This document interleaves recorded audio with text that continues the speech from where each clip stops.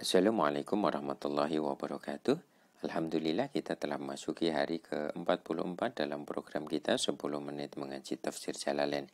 Insyaallah program ini akan kita laksanakan setiap hari dan semoga Allah masih memberikan keistiqomahan kepada kita untuk mengkaji ayat-ayatnya, untuk memahami maknanya dan untuk mendapatkan hikmah di dalamnya sehingga kita semakin tercerahkan di dalam jalan menuju Allah Subhanahu wa taala.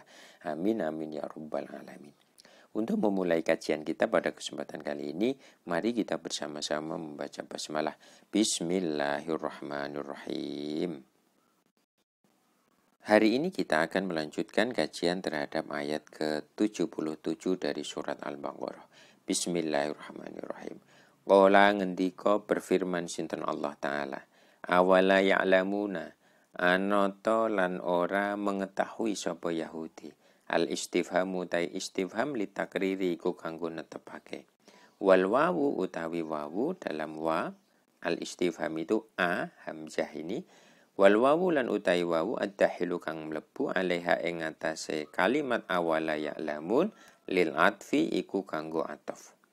Tidak mengetahui, apakah mereka tidak mengetahui annallaha ing sak temene Gusti Allah ya'lamu iku mengetahui ngudaneni sinten Allah ma ing perkara yusirruna kang merahasiakan sapa Yahudi wa malan perkara yu'linuna kang memperlihatkan sapa Yahudi ma tegese perkara yukhfuna kang nyamarake sapa Yahudi wa malan perkara yudhiruna kang memperlihatkan sapa Yahudi min dalika saking mengkono-mengkono nafik. Ayat sebelumnya itu tentang munafik ya, tentang munafik dan larangan untuk menyampaikan sifat-sifat Nabi Muhammad dalam Taurat. Wa ghairi dzalika lan sakliyane mengkono-mengkono dalik. Fayar'awu nulima mareni sapa Yahudi andalika saking mengkono-mengkono dalik wa ghairihi. Ayat ke-77 ini mengatakan bahwa apakah mereka tidak tahu? Sesungguhnya Allah itu mengetahui apa yang mereka sembunyikan, apa yang mereka rahasiakan dan apa yang mereka perlihatkan. Baik dari mindalika. Kalau kemudian kita kembali ke ayat sebelumnya bahwa orang-orang Yahudi ini ada yang berpura-pura ya, berpura-pura mengatakan beriman kepada Nabi Muhammad SAW, yang nafaqah, yang munafik ya. Dan ada kelompok ru'asa yang mengatakan bahwa kamu itu jangan seperti itu, jangan engkau sampaikan sifat-sifat Nabi Muhammad yang dijelaskan dalam Taurat karena itu akan menjadi hujah. Ini seolah-olah ini strategi mereka ya. Yang satunya strateginya adalah berpura-pura, yang satunya strateginya jangan seperti itu. Nah, ini Allah itu mengetahui apa yang mereka lakukan seperti itu tahu. Fayar'au, kalau mereka tahu seharusnya mereka itu tidak melakukan itu. Mereka itu lebih hati-hati lagi ya. Mereka itu meninggalkan hal-hal tersebut. Karena apa? Apapun yang mereka buat Allah tahu. Lah makanya ayat ke-77 ini mengajarkan kepada kita bahwa apapun yang kita lakukan, walaupun ini hitobnya adalah untuk Yahudi, tetapi ini juga sebagai pedoman kita. Apapun yang kita lakukan, apapun yang kita berbuat, Allah mengetahui. Baik itu yang kita lakukan secara dohir, artinya bisa dilihat apa yang kita ucapkan memang terucap, ataupun yang yusir, sesuatu yang tidak kita perlihatkan ataupun di dalam batin kita. Makanya ayat ini mengajarkan kita untuk ihsan. Ketika kita melakukan sesuatu seolah-olah melihat Allah, kalau tidak bisa seolah-olah melihat Allah ini, ya yakin bahwa Allah itu melihat kita. Allah mengetahui apa yang kita lakukan.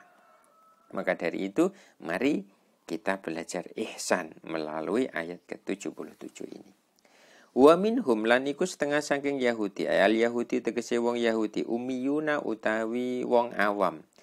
Ummiyun itu dari bahasa dari umi ya, ibu ya. Maksudnya apa? Seperti anak itu ketika masih dalam asuhan ibu belum bisa baca, bisa nulis ya. Maksudnya apa dalam ayat ini? Awamun, tegese wong-wong umum, wong pada umumnya, wong awam. La ya'lamuna kang ora ngerti sapa ummiyun alkitab ing kitab ayat Taurat tegese Taurat. Illa lakin amania kejaba weruh tetapine atau kejaba utawa tetapine weruh hanya angan-angan. Kecuali hanya angan-angan gitu ya. Akadiba tegese piro-piro berita bohong, piro-piro perkara bohong. Talkau kang nemoni sapa umiyun ha ing akadib min ru'asaihim saking pemimpin-pemimpine umiyun. Faktamatu nuli kegondelan, nuli berpegang, nuli diyakini, nuli meyakini sapa umiyun ha ing akadib.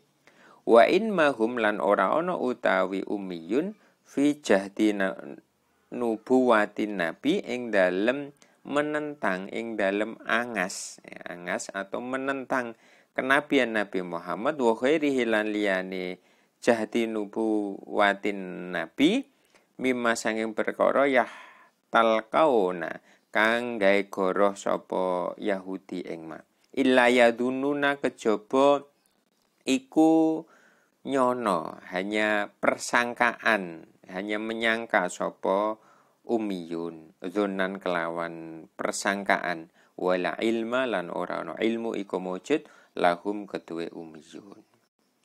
Ayat ke-78 ini menjelaskan tentang kelompok ketiga.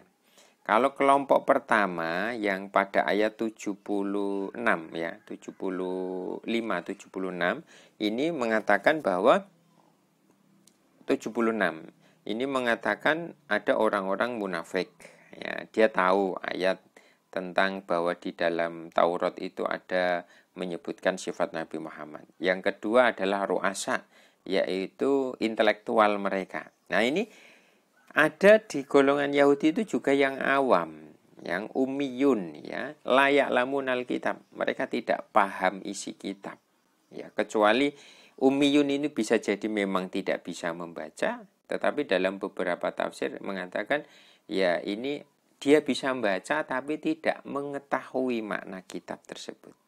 Kecuali yang diketahui itu hanya amani, hanya hayalan-hayalan, hanya hayalan dari pikiran mereka ataupun berita-berita yang penafsiran-penafsiran yang tidak benar, akadib ya, yang didapat dari pemimpin-pemimpin mereka dan kemudian mereka itu berpegang teguh terhadap pendapat yang min ru'asaihim ini ya, padahal itu tidak benar.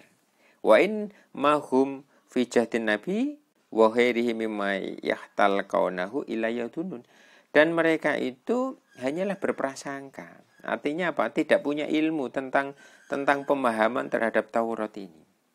Makanya mereka itu jahdin nabinya itu besar gitu. Karena apa? Dia itu fanatik.